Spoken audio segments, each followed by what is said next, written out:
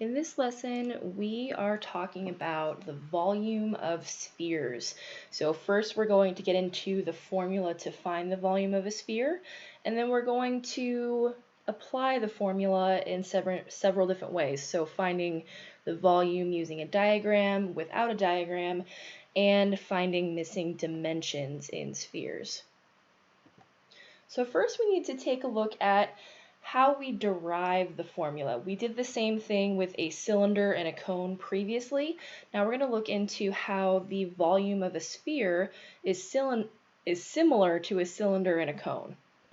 So in this diagram here, you notice that the height of the cylinder on the far left, the cone in the middle, and the sphere on the right all have the same height. This height is equal to 2 times the radius of the circle contained in the cylinder, cone, and sphere. So in this sphere, we know that the radius, and the radius can extend from the center of the sphere to the outer edge in any angle possible. So I have one radius extending from the center down to the base, and then up towards the top. So as you can see, the height of this sphere and the height of all of these figures is equal to 2 times the radius, or the length of 2 radii. So now we're going to look at the formulas of these figures.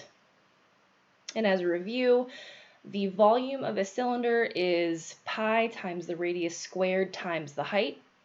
The volume of a cone is 1/3 times pi times the radius squared times the height.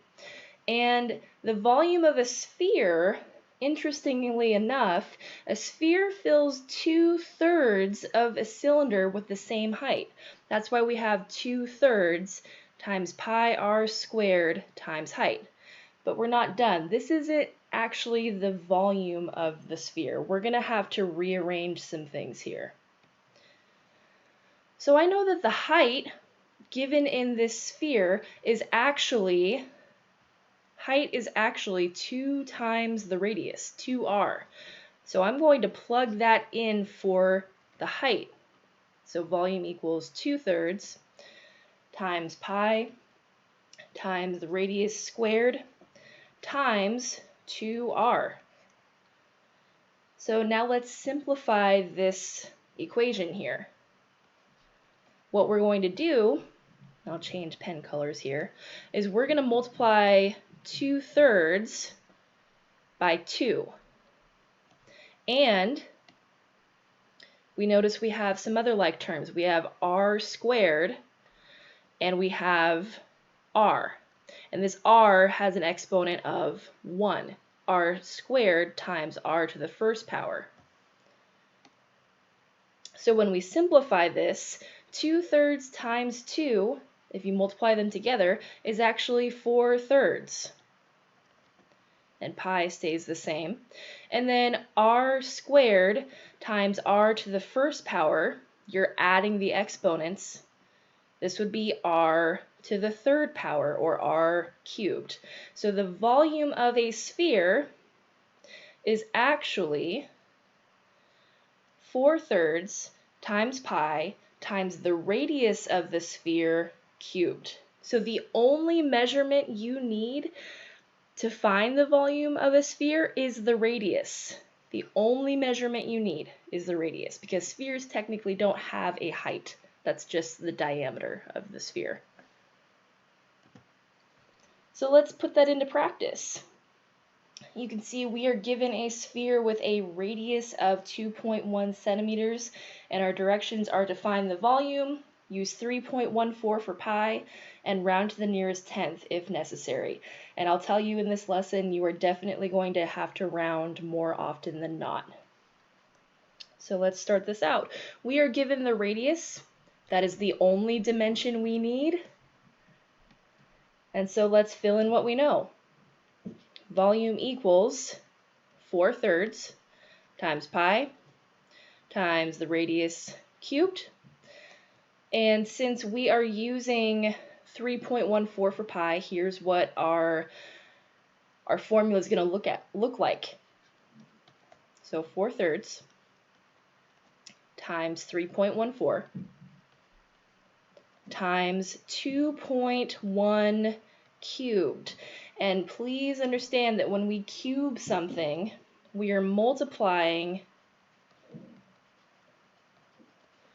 2.1 by itself 3 times. This isn't squared, this is cubed. Okay, so let's simplify here. I'm going to leave 4/3 alone. I'm going to multiply everything by 4/3 at the end. So 4/3 times 3.14, and then 2.1 cubed, or 2.1 times 2.1 times 2.1 is actually 9.261.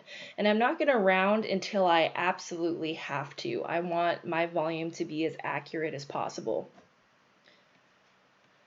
So I'm going to go through and I'm going to multiply 3.14 by 9.261.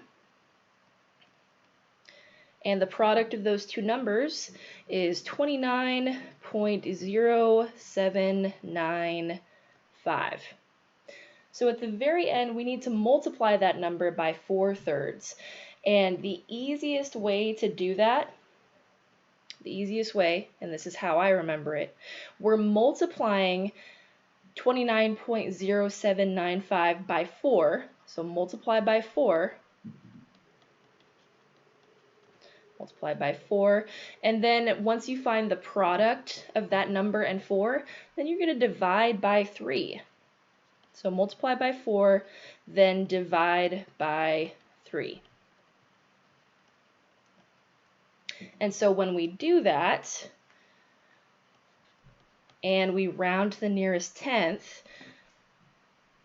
I suppose we are estimating here, when we round to the nearest tenth, the volume of this sphere is approximately 38.8 cubic centimeters. Centimeters cubed. So simple enough. Let's try another one. Soccer balls come in several different sizes. One soccer ball has a diameter of 22 centimeters. What is the volume of this soccer ball? So in here, we are given the diameter. And you notice that in our volume formula, we need the radius of the sphere. We are given the diameter of 22 centimeters. So the radius is half of the diameter. 22 divided by 2, or 22 cut in half, is actually 11 centimeters. That is our radius that we're going to use to find the volume of that soccer ball. So here we go. Here's our formula. Volume equals 4/3 times pi times radius cubed. And we're going to fill in what we know. Volume equals 4/3 times 3.14 times radius, which is 11 cubed. And so when I go through and I do my calculations, I get volume is equal to 4/3 times 3.14 times 1,331. Please remember to cube your radius, not squared. And so now when I multiply all of these together, I'm going to have to estimate again, and just to speed things up, my product is going to be approximately, to the nearest tenth, 5,572.5 cubic centimeters. So the volume of a soccer ball with an 11 centimeter radius is about 5,572.5 cubic centimeters. All right, I've got one more application. We are going to find missing dimensions in spheres using the information given to us. So our problem asks to find the radius of a sphere with a volume of 7,846.53 cubic kilometers. And again, we are reminded to use 3.14 for pi and to round to the nearest tenth. So since we are trying to find the radius, it's helpful that we acknowledge what we already know. And again, in this formula, we are trying to find the radius. Our volume is 7,846.53 cubic kilometers, and we are trying to find R given V. So let's plug in the volume into our volume formula. 7,846.53 is equal to 4/3 times 3.14 times R cubed. So when we're solving our equation for R, we need to make sure we are simplifying the rest of the equation first. So if there are any values that we need to multiply and divide, we do that before solving for R. We need to get R by itself in this equation. So what I'll do first, and there are a few ways you can do this, but this is the way that I'm deciding to do. I'm going to multiply 4/3 by 3.14. That's my first step.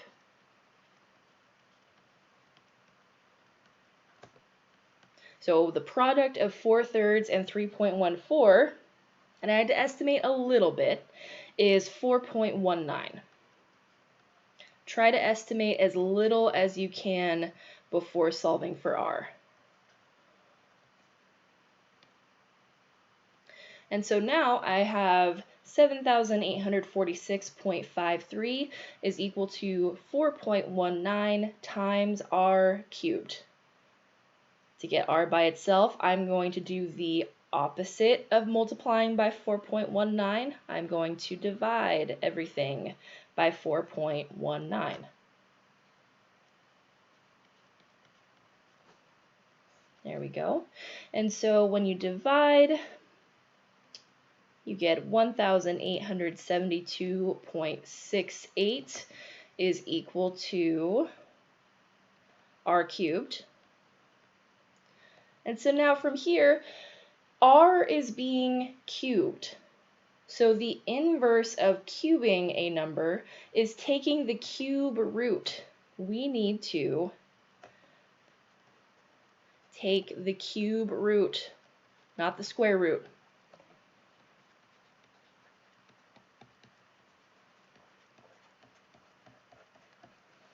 And so the cube root looks like this. Let me draw that a little better. So we're used to seeing the square root, which is just this radical symbol. The cube root is actually looks like this. So you might see this in a calculator. You might see a function on your calculator that has like a box where the 3 would go, and you would plug in the 3 to find the cube root of your number. And so when I calculate this, when I find the cube root, because that's what R is the cube root of 1,872.68. I'm going to get to the nearest tenth. R is approximately, or the radius is approximately 12.3 kilometers. So the radius is this value when the volume is 7,846.53 cubic kilometers.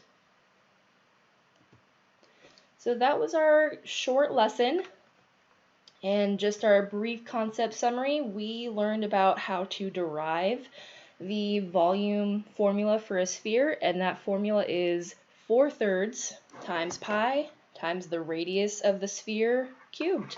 I hope you found this helpful, and I hope you have a wonderful day.